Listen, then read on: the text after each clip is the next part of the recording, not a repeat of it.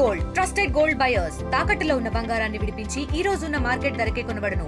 మరిన్ని వివరాలకు సంప్రదించండి 7771077720.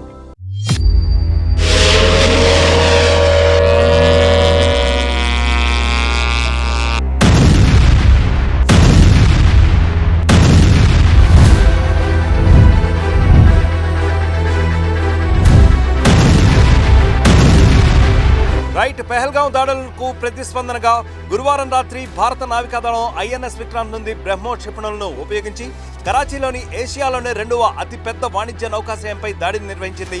అయితే ఇది 1971 నుండి భారత్ కరాచీపై చేసిన మొదటి అతిపెద్ద దాడి అని అందరూ కూడా అభివర్ణిస్తున్నారు. ఫలితంగా 10 నుంచి 12 వరకు పెద్ద నౌకలు కూడా ధ్వంసమయ్యాయని తెలుస్తోంది. భారత నావికాదళం పాకిస్తాన్లోని ఇతర కీలక నావికాదళ స్థావరాలపై కూడా దాడి చేసిందని, ఇక ఇదే నేపథ్యంలో ఇరు దేశాలు కూడా మరిన్ని సైనిక చర్యలకు కూడా సిద్ధమవుతున్నట్లుగా మనకి తెలుస్తోంది.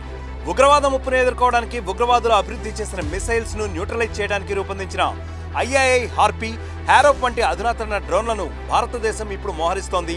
సెప్టెంబర్ 8న ఆపరేషన్ సింధూర్ ప్రారంభమైనప్పటి నుంచి ఈ డ్రోన్స్ ను లాహోర్, కరాచీ, రావల్పిండి, సియాల్కోట్ వంటి ముఖ్యమైన నగరాల్లో ఇప్పటికే ఏర్పాటు చేసే పనిలో ఉంది భారత ఆర్మీ.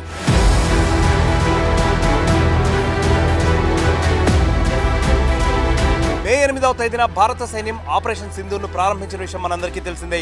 లాహోర్లోని అధునాతన వాయురక్షణ వ్యవస్థలను నిమిషాల వ్యవధిలో సమర్థవంతంగా న్యూట్రలైజ్ చేయగలిగింది. అయితే ఇది అతి రహస్యంగా పనిచేసింది కూడా ఈ హార్పీ వ్యవస్థ. ఈ శక్తివంతమైన ఐఐఐ హార్పీ డ్రోన్లు తీవ్రవాద టెర్రరిస్టు గ్రూపులను, వారి దాడులను ముందే గుర్తించి అన్నింటినీ నిర్వీర్యపరిచే అధునాతన రాడార్ వ్యవస్థలను కూడా కలిగి ఉంటాయి. ఇదే నేపథ్యంలో ఇరాక్, ఆఫ్ఘనిస్తాన్లోని ఇస్లామిక్ స్టేట్తో సంబంధం ఉన్న తాలిబాన్, పాకిస్తానీలతో సహా వివిధ ఉగ్రవాద వర్గాలపై దాడి చేయడానికి భారత సైన్యం ఈ డ్రోన్లను సమర్థవంతంగా గురువారం ఉపయోగించగలిగింది. ఈ మానవరహిత డ్రోన్లు శత్రు లక్ష్యాలను ఛేదించడమే కాకుండా సైనిక ప్రాణ నష్టాన్ని నివారించడానికి, పౌరుల జీవితాలను రక్షించడానికి కూడా ఎంతగానో సహాయపడతాయి.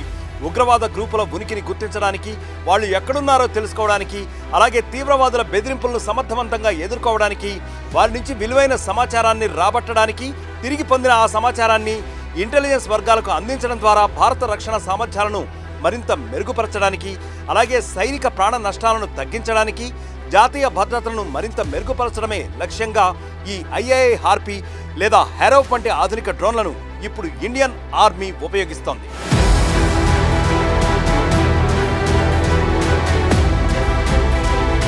ఐఐఐ హ్యారోప్ ఇజ్రాయిల్ ఏరోస్పేస్ ఇండస్ట్రీస్ యొక్క ఎంబీటీ క్షిపణి విభాగం అభివృద్ధి చేసిన ఒక మానవరహిత పేలుడు సామాగ్రి లాంటిది, అంటే డెటోనేటర్ లాంటిదన్నమాట. ఇది వార్ జోన్లో యాక్టివ్గా మూవ్ అవ్వడానికి, ఆపరేటర్ కమాండ్పై దాడి చేసే ముందు వీటికి నిర్దేశించబడిన లక్ష్యాలు స్పష్టంగా బయటపడే వరకు ఇవి వెయిట్ చేయగలుగుతాయి. ఈ హ్యారోప్ ఎలాంటిదంటే కేవలం ఒక మినీ మిసైల్ మాత్రమే కాదు, ఒక మానవరహిత వైమానిక వాహనం కూడా.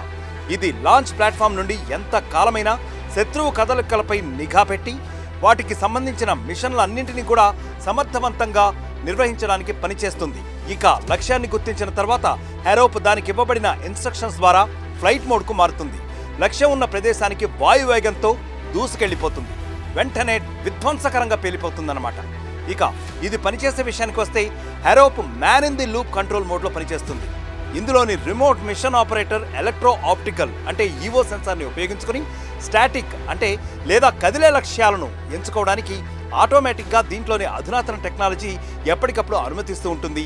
అంటే ఒక మనిషి ఇచ్చినటువంటి ఇన్స్ట్రక్షన్తో, అంటే మన ఇండియన్ ఆర్మీ ద్వారా ఏదైతే ఇన్స్ట్రక్షన్స్ అది పొందుతుందో దాని ప్రకారం దాని యొక్క కదలికలను అది నియంత్రించుకుంటూ ఉంటుంది. అయితే ఇది 6 గంటలకు పైగా విమాన సమయం అంటే ఫ్లైట్ టైం, ఇంకా 200 కిలోమీటర్ల పరిధిని కూడా అధిగమించే కెపాసిటీ కలిగి ఉంటుందని మనకు తెలుస్తోంది.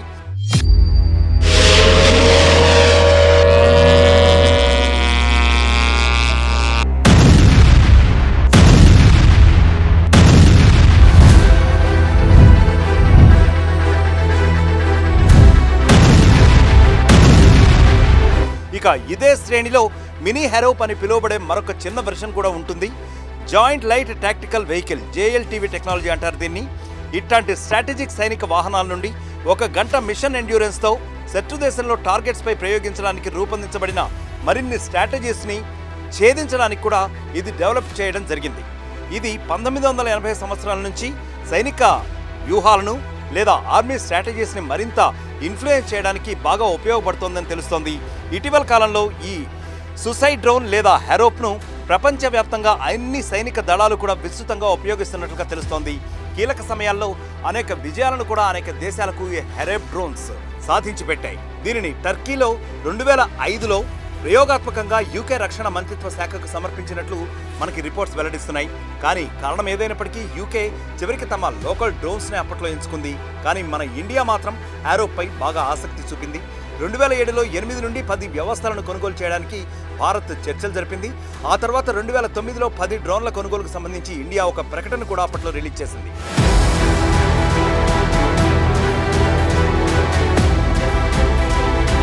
ఫిబ్రవరి 2019 నాటికి భారత వైమానిక దళం తన నౌకాదళంలో మరొక 54 హెరోప్ డ్రోన్లను కొనుగోలు చేయాలని నిర్ణయించింది. వీటిని ఇప్పుడు P4 అని పిలుస్తూ ఉంటారు. 2020లో నాగోర్నో ఖరాబాక్ సంఘర్షణ సమయంలో హెరోప్ ఎంతగానో సహకరించింది. సైనిక ప్రాణాలకు కలిగే ముప్పులను తొలగించడానికి ప్రతికూల పరిస్థితుల్లో సైతం ఈ హెరోప్ ఎంతో సమర్థవంతంగా పనిచేస్తుంది. ఇది 2018లో సిరియన్ వైమానిక రక్షణ వ్యవస్థను నాశనం చేయడంలో ఎంతగానో కీలక పాత్ర వహించింది అని చెప్పి మనకి సమాచారం అందుతోంది.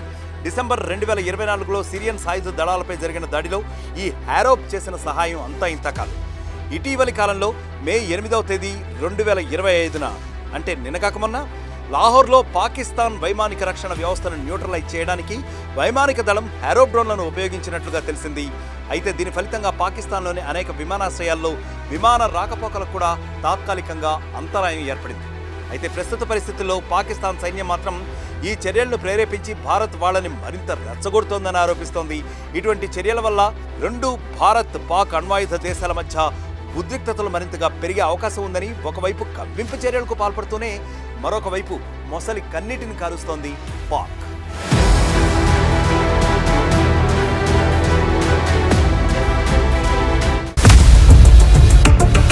ఇండియా పాకిస్తాన్ ఉద్రిక్తతలపై లేటెస్ట్ అప్డేట్స్ కోసం డౌన్లోడ్ చేసుకోండి RTV లైవ్ యాప్.